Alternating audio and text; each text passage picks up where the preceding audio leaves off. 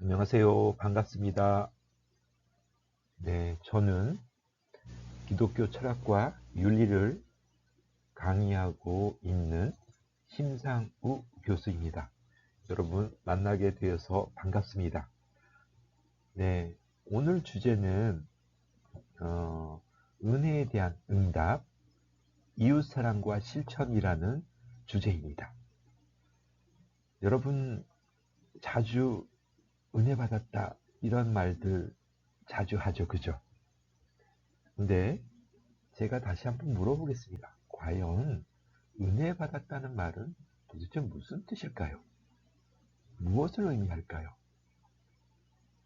단지 마음이 따뜻해지는 종교적 감정일까요? 아니면 삶을 근본에서부터 변화시키는 더 깊이 있는 어떤 사건일까요? 여러분들은 은혜 받았다는 의미들을 어떻게 인식하고 이해하고 있는지 궁금합니다. 은혜란 어떤 구체적인 얼굴처럼 우리에게 다가오게 돼요. 그죠? 예컨대 내가 넘어졌을 때 손 내밀어 준 사람. 그죠? 그런 사람들. 여러분들이 아주 힘들 때, 고통 가운데 있었을 때 손 내밀어 준 사람. 실패와 좌절 속에서 괜찮아, 괜찮아. 다시 할 수 있어. 이렇게 말해준 한마디. 또 어떤 경우에는 여러분이 많이 경험했을 조건 없이 믿어준 스승 같은 분들. 근데 그런 분들은 어떻게 이야기를 하죠? 경쟁에서 이기는 순간보다 선물처럼 주어진 이 사랑, 이 돌봄이 어쩌면 그 선생님의 따뜻한 손길 때문에 그 손길이 우리를 진짜 변화시키는 이런 경험도 있습니다. 그죠? 또 하나는 용서받기 어렵다고 생각한 순간을 받아들였던 경험. 어쩌면 은혜란 것은 바로 그런 경험이지 않을까요? 우리는 스스로만의 힘으로는 여기까지 올 존재가 아니라는 거. 수많은 보이지 않는 도움들과 기도와 배려 위에서 지금 내가 이 자리에 있다는 사실입니다. 매우 중요한 부분들이에요. 그죠? 은혜라는 것은 이처럼 아주 구체적인 얼굴을 통해서 우리에게 다가온다는 사실입니다. 우리가 은혜를 말할 때 성경에서 어떻게 말하고 있는지 우리가 한번 들여다보면 대단히 좋을 것 같은데요. 성경에서 은혜는 단순히 받는 경험만이 아닙니다. 참된 은혜는 사람을 머물게 하지 않고 움직이게 한다는 거. 조금 낯설죠, 그죠? 예를 들어서 굉장히 이기적이고 자기중심적이던 사람이 타자를 향해서, 다른 사람을 향해서 그들에게 관심을 보이고 그들을 배려하는 이런 차원으로 바뀌는 것. 사람에 대해서 무관심하던 사람이 이제 누군가를 돌보려고 하고 배려를 하는 것. 또 닫혀있던 마음이 친구들과 이웃을 향해 자기 마음을 여는 과정들. 은혜라는 것은 이처럼 자신의 삶을 변화시키는 그 경험들이 우리를 새롭게 만든다는 거예요. 그런데 이런 은혜는 실천이 동반돼야 되고 끊임없이 변화하는 이런 여정 속에 있다는 것입니다.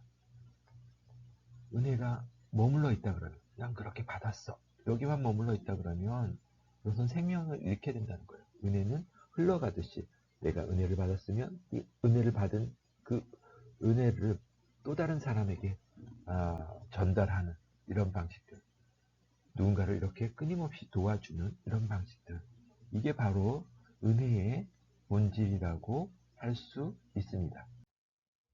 우리가 잘 아는 선한 사마리아인의 비유, 여러분 아주 어렸을 때부터 자주 들었던 이런 비유일 거라고 생각이 들어요.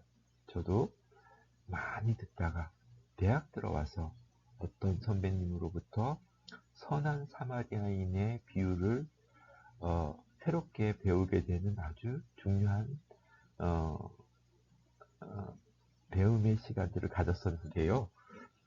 여기 보면 예수께서 들려주신 이 선한 사마리아인의 비유를 보면 어때요?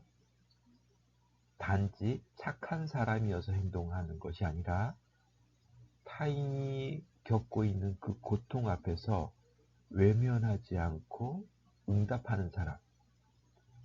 어떤 사람들은 율법에 의해서 안식일에 피 묻은 사람, 그런 사람들을 만지면 안 된다는 그런 율법적인 율법의 내용들이 있었죠. 그죠? 그런데 이 선한 사마리아인은 어떻게 했을까요? 그런 강도 만난 사람, 피 흘리고 있는 강도 만난 사람을 그냥 지나치지 않았습니다. 그리고 멈춰 섰습니다. 그리고 그를 어떻게 돌보아야 될지를 생각하고 직접적으로 그를 돌보게 되는 행위들을 구체화시켰습니다. 사랑은 바로 이렇게 구체적인 행동으로 나타납니다. 하나님께 받은 그 은혜는 반드시 이웃을 향한 사랑으로 흘러가게 되어 있습니다. 내가 그런 사랑을 배웠고 그런 사랑을 알고 있기 때문에 그것을 행동하지 않으면 안 된다는 것입니다. 선한 사마리아인은 아주 어렸을 때부터 그런 사랑에 대해서 배웠고 그렇게 행동하라고 가르쳤기 때문에 그렇게 행동했던 것입니다. 이게 신앙의 본질적인 요소라고 우리가 생각해 볼 수 있습니다. 그래서 우리가 함께 묵상할 몇몇의 질문들이 있습니다. 왜 받은 은혜는 사랑으로 흘러가야 하는가입니다. 또 하나의 질문은 왜 신앙은 개인의 경건에 머무르지 않고 반드시 실천으로 나타나야 하는가입니다. 또 하나의 질문이 있어요. 나는 지금 받은 은혜에 어떻게 응답하며 살아가고 있는가입니다. 여러분들, 이 세 가지 질문들을 보면서 여러분들은 어떤 대답을 할까? 어떤 대답을 할 수 있을까요? 아마도 다양한 대답이 나올 것이라고 여겨집니다. 우리가 먼저 기억해야 할 것은 은혜는 끝이 아니라 시작이라는 사실입니다. 우리는 종종 은혜를 어떤 감동적인 순간이나 신앙 체험의 절정처럼 생각할 때가 있습니다. 그러나 성경에서는요, 이 은혜는 한순간의 감정으로 끝나는 것이 아니라는 사실들을 가르쳐 주고 있습니다. 마치 새로운 삶을 시작할 때 하는 그런 출발점 같은 것이라고 이야기해 볼 수 있을 것 같습니다. 에베소서에 보면 이렇게 이야기하고 있습니다. 너희가 그 은혜에 의하여 믿음으로 말미암아 구원을 받았으니 선한 일을 위하여 지으심을 받은 자니라. 이렇게 이야기를 하고 있어요. 여기서 보면 선행이라는 것은 구원의 조건이 아닙니다. 우리는 선한 일을 해서 구원받는 것이 아니라는 것입니다. 은혜로 구원받았기에 선한 삶으로 응답하는 존재라는 것입니다. 은혜로 구원받았기에 선한 삶으로 응답하는 존재. 사실 우리는 이성이 먼저인 것 같아요. 그죠? 근데 사실은 이성보다 내가 뭔가를 판단하고 진단하기 전에 뭐가 먼저 있었을까요? 잘 생각해 보시면 명령이 먼저 있었습니다. 우리가 엄마 뱃속에 있을 때를 한번 가정해 볼까요? 어땠을까요? 내가 이성적으로 판단하는 힘이 있었을까요? 없었을까요? 그때는 이성의 힘이 없었습니다. 그죠? 다만 주변에 있는 많은 사람들이 너는 어떤 아이로 자라고 살아갔으면 좋겠어. 이렇게 명령이 먼저 있었던 거죠. 그런데 우리 크리스찬들은 더 큰 명령이 있죠. 하나님의 명령. 어떻게 살라는 그 명령이 우리에게 주어진 것이죠. 신의 명령이 먼저 있었다는 것입니다. 그 이후에 이 이성이라는 것을 통해서 이것을 왜 하라고 했지? 라고 생각이 드는 것이죠. 많은 경우에는 이성이 먼저라고 생각하는데 우리 신앙인들에게는 명령이 먼저 있었던 것이죠. 그러니까 우리는 그 명령에 응답하는 존재로서 우리를 구원해 주신 이렇게 은혜에 우리가 응답하는 존재로 살아가야 되는 것이 우리의 첫 번째 조건이라고 생각해 볼 수 있습니다. 이 선행은 은혜의 열매 같은 것이죠. 그죠? 은혜는 한순간의 감정으로 끝나는 사건이 아니라 우리를 새로운 삶을 시작하게 하는 하나의 출발점이라고 볼 수 있습니다. 그러니까 우리 은혜 받았다 그러면 사람이 새 사람이 되는 거예요. 그것이 너무 감격스럽고 고마워서 새로운 모토로 사람과 관계 맺음을 하고 또 생각들도 새롭게 하게 되거든요. 제가 한 사례를 가져왔습니다. 여러분의 선배 중에 한 명이 이런 얘기를 하는 거예요. 학비가 없어 수업을 포기하려던 그 학생이 장학금과 돌봄으로 다시 길을 얻게 되었을 때 그 경험은 어때요? 고맙다로 끝나지 않는다는 것입니다. 많은 경우 그런 사람은 나중에 또 다른 누군가를 돕고 싶어 합니다. 저 역시 저는 프랑스에서 유학을 했었었는데요. 유학길을 떠난 지 2달 만에 아주 큰 병에 걸렸습니다. 그래서 병원에 입원했는데 병원비가 600만 원이 나왔어요. 그런데 이 600만 원을 제가 감당할 수 없었어요. 그러다 보니까 교회 기관과 또 저와 같은 어려운 조건에 있는 사람을 돕는 그런 기관들이 꽤 있었어요. 그들이 나를 돕기 위해서 행정적인 절차나 이런 것들을 다 도와주는 거예요. 사실 외국인인데 우리는 그런 사람들을 배제해도 아무런 문제가 안 될 것 같은데 그런 행동들을 하는 거예요. 그때 이제 제가 그 혜택들을 입고 나서 저도 반드시 나도 누군가를 도와줘야 되겠다. 그런데 그 사람이 프랑스인들은 부유하고 풍요로우니까 그들을 도울 필요는 없을 것 같고 막셀 모스의 중녀론이라는 책에 보면 또 다른 누군가를 돕는 방식들 그러니까 그들에게 다시 돌려주는 것이 아니라 또 다른 환경과 조건에 있는 사람들을 내가 도와야 된다 이런 생각을 하게 되었던 것 같습니다. 여기 있는 장학생과 같은 마음이 제 마음이었었고 또 장학금을 받아서 생활할 수 있었던 이런 몇몇의 계기들이 있었었는데 그때마다 저도 누군가를 좀 도울 수 있으면 좋겠다 이런 생각을 하게 되었습니다. 이렇듯 받은 선물이 응답을 낳기 마련이라는 거예요. 진짜 은혜는 뭐라고요?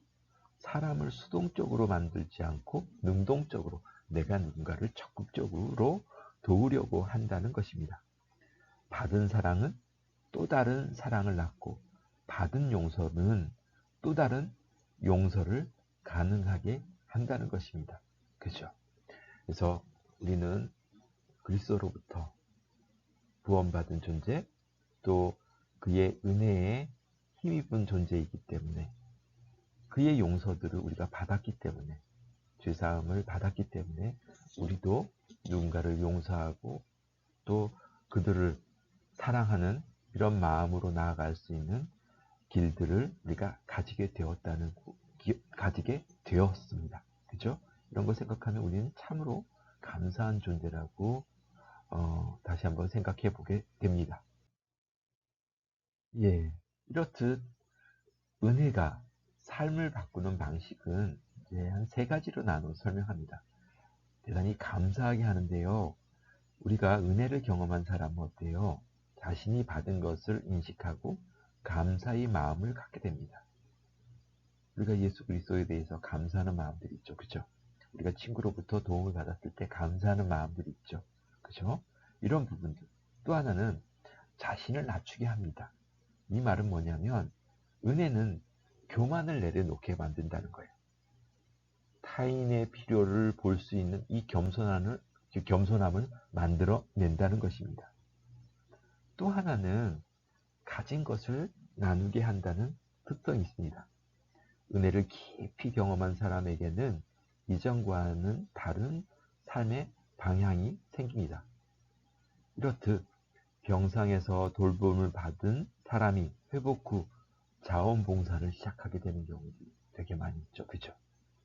특별히 따뜻한 환대를 경험한 사람이 다른 외로운 사람들을 돌보게 되는 것.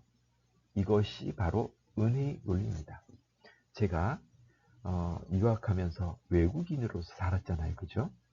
그러니까 제가 한국에 돌아왔을 때 많은 외국인들을 보게 돼요. 그죠? 저희 학교에도 많은 외국인들이 있습니다. 저는 그들에 대한 공감과 연민의 마음들이 있습니다. 내가 경험했던 부분들이 크기 때문에 또 그들로부터 받은 여러 혜택들이 정말로 많았기 때문에 나 역시 그런 마음을 가지고 누군가를 대해야 된다고 생각을 하기 때문에 따뜻한 마음으로 그들을 대할 수 있게 되었습니다. 이런 부분들이 가장 잘 드러나는 성경의 한 사례가 삭개오 이야기죠. 그죠? 예수님을 만난 삭개오는 어땠어요? 단순히 감동만 받고 끝나지 않았습니다. 누가복음에서 삭개오는 은혜를 경험한 후 어땠어요? 자신의 재산 절반을 가난한 사람들에게 나누어 주겠다고 말하는 장면들 혹시 여러분들 기억하시죠? 그죠? 이처럼 용서받은 자가 나누는 사람으로 바뀐다는 것입니다. 그것이 은혜의 논리라는 것. 받은 것이 삶의 방향을 바꾸는 것. 그것이 응답입니다. 마치 샘물이 고여 있지 않고 흘러 생명을 살리듯 은혜도 흘러갈 때 살아 있습니다.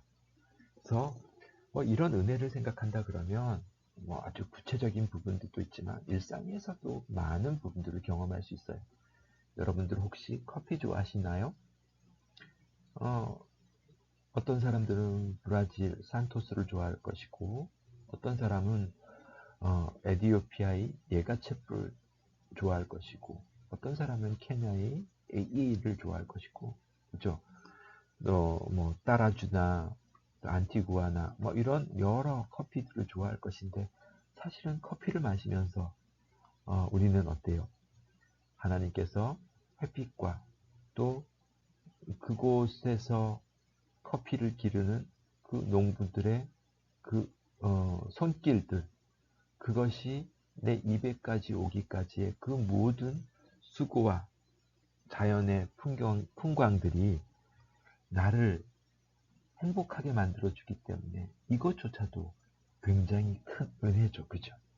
멀리만 있는 것이 아니고 그러니까 저는 그들에게 불특정 내가 알 수 없지만 손길이 묻어있는 그들의 손길들에 대해서 감사하게 되고 또 그 손길들 전에 햇빛과 물과 또 바람을 주어서 길러내는 그런 모든 것들도 참으로 감사해야 할 수밖에 없는 부분들 이것조차 어쩌면 우리가 은혜의 한 요소라고 생각해 볼 수 있고, 그리고 우리도 그런 차원에서 내가 만들어내는 수많은 음식과 또 이렇게 사랑의 메시지들, 이런 것들도 은혜의 흐름의 한 부분이라고 생각해 볼 수 있지 않을까요?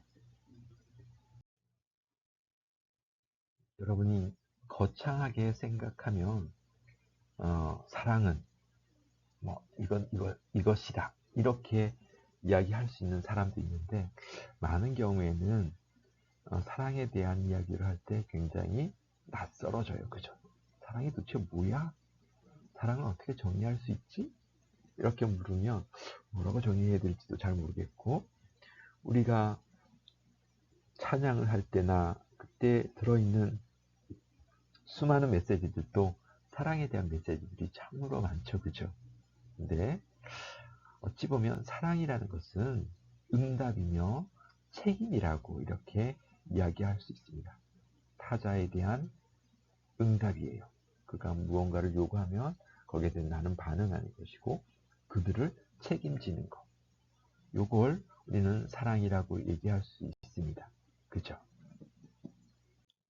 여기서 잠시 레비나스라는 철학자를 소개할까 합니다. 저는 프랑스에서 스트라스부르라는 곳에서 레비나스라는 철학을 공부했는데요.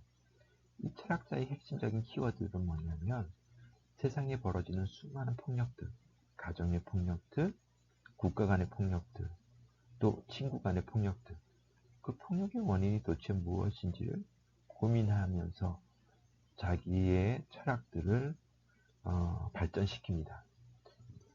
여러분들은 폭력의 원인이 뭐라고 생각하세요?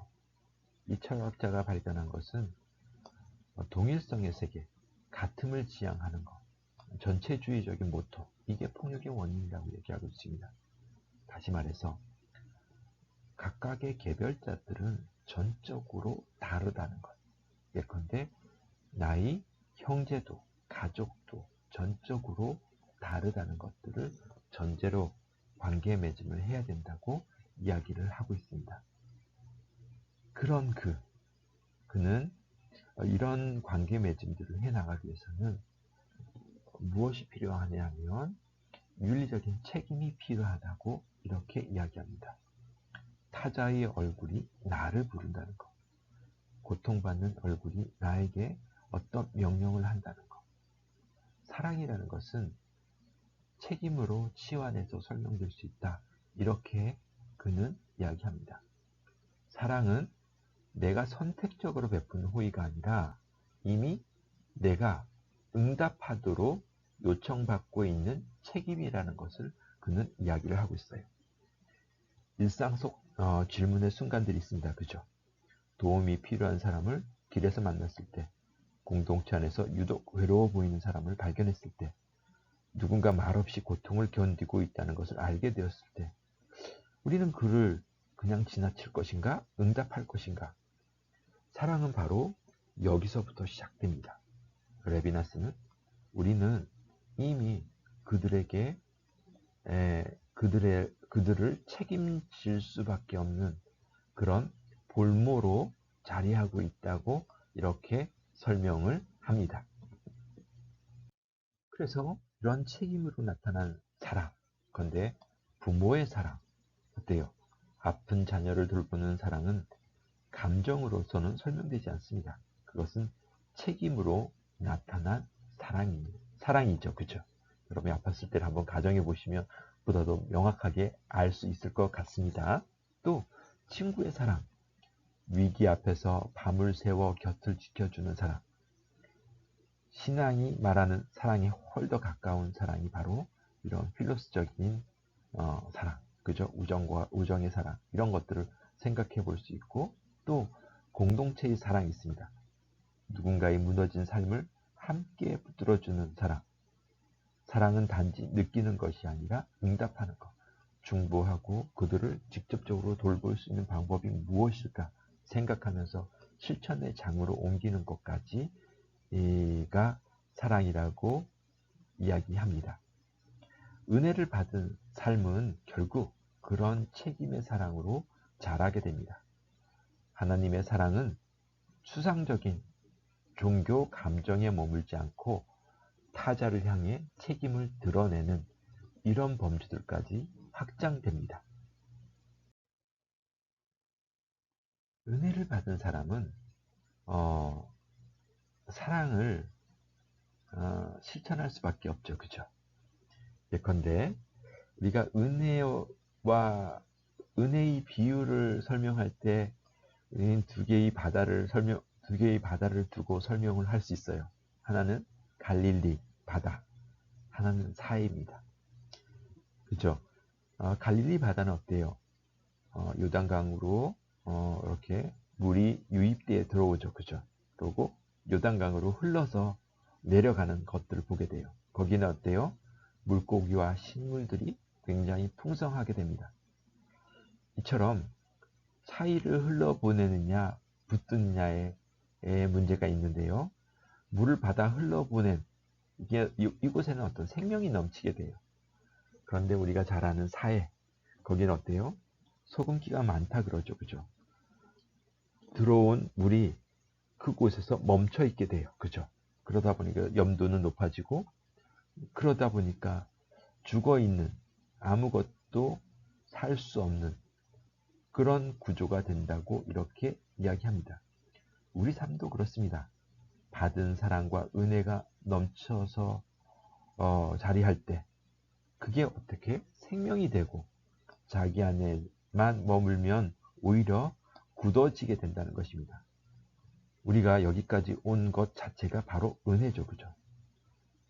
수많은 동료들, 또 부모님, 또 수많은 관계들, 또 좋은 선생님들을 만나게 되면서 우리가 여기까지 오게 된 것입니다. 이건 굉장히 큰 은혜라고 생각해 볼 수 있습니다.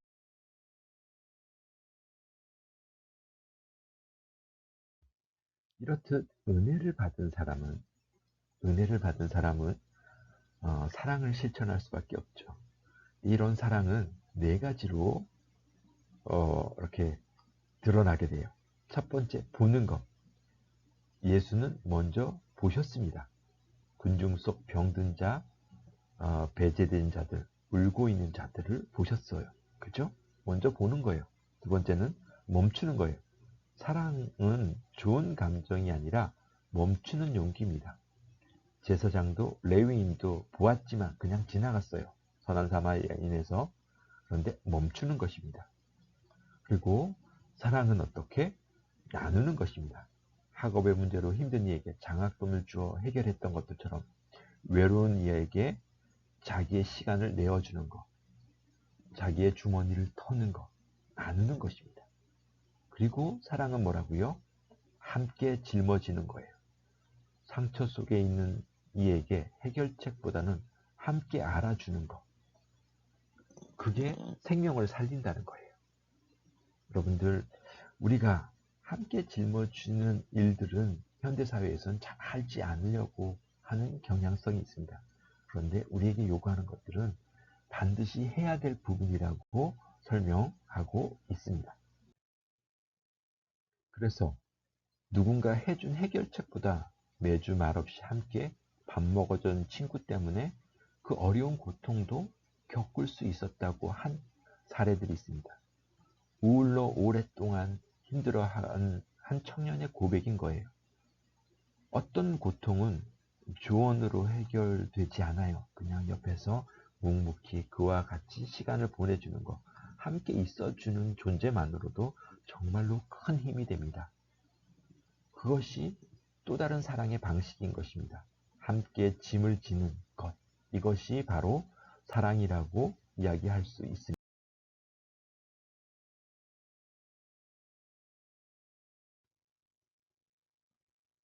이제 저희 교재에서 나온 내용, 오늘 내 곁에 강도 만난 이는 누구인지 스스로 한번 생각해 보시기 바랍니다. 나는 지나치는 사람이었는가? 멈추는 사람이었는가? 레위인도 제사장도 보았지만 지나갔습니다. 그죠? 그런데 선한 사마리아인, 그들은 그 시대에는 인정받지 못한 사람들이었잖아요. 그죠? 사람 취급받지 못했던 사람인데 그는 멈춰서서 얼굴을 보았고 상처를 보았고 상처를 싸매주고 또 돌아와서 그렇게 보상들을 더하는 이런 행위들을 하게 되는 것을 보게 됩니다. 그래서 우리는 하나님께 받은 은혜는 지금 누구에게 흘러가고 있는지 이 물음들을 이 본문을 통해서 다시 한번 생각해 보게 됩니다. 정리하죠. 우리는 받은 은혜가 큽니다. 그죠? 받은 은혜는 붙들 때 죽고 흘려보낼 때 살아난다는 거. 우리가 사랑을 받았다, 은혜를 받았다. 그러면 어때요? 우리도 누군가에게 그런 행위를 해야 된다는 것입니다. 흘러감의 이름이 곧 이웃사랑이라는 것들을 설명하고 있어요. 여러분들 쉽지 않은 그런 부분들이라고 생각이 들어요. 그렇지만 우리가 은혜를 받았기 때문에 우리는 당연히 해야 될 것을 해야만 됩니다. 그게 우리의 본질이고 또 자기다움들인 거예요. 여러분들 이런 것들 한번 생각하시면서 우리 교재 영성, 인성, 지성이라는 요 텍스트 다시 한번 꼼꼼히 읽어보시기 바라고 영성, 지성, 인성 안에 들어있는 또 여기에 있는 활동지들이 있습니다. 요거 꼼꼼하게 여러분들이 이렇게 작성해 주면 감사하겠습니다. 고생하셨고요. 또 기회 되면 뵙도록 하겠습니다. 감사합니다.